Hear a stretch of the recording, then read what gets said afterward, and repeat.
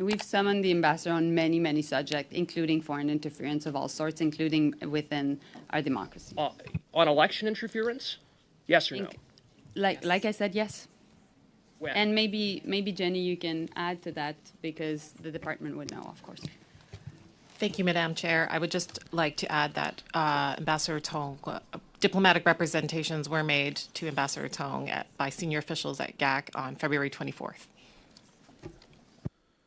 With respect to interference in the 2019 and 21 elections? Based on yes, that is correct. Okay, thank you for that. Madam Minister, it's been more than 6 months since we learned of illegal police stations operating in Canada by Beijing. We just learned in the last 24 hours that there are 2 operating in Montreal, one in Brossard, one in Montreal, within 30 minutes of your riding. And yet 6 months later, election interference, illegal police stations, tough talk, but not a single diplomat expelled. Why not? So when it comes to police stations, the RCMP has confirmed that they have been closed. And so my colleague, Minister of Public Safety, has also given a lot of information on that aspect before. Of course, we will not tolerate any form of foreign interference, including police stations. I've been having many conversations with my colleagues around the world on this issue, particularly Tony Blinken again last week.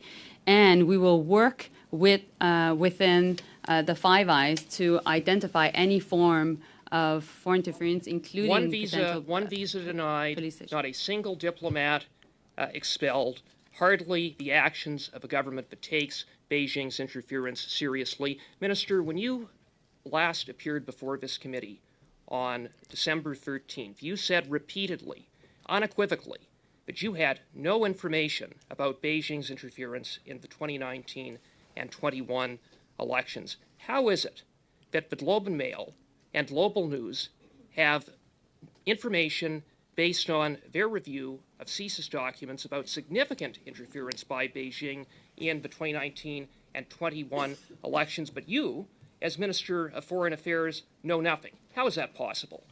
Well, when it comes to activities of foreign actors in the country, the Foreign Affairs Minister was not made aware.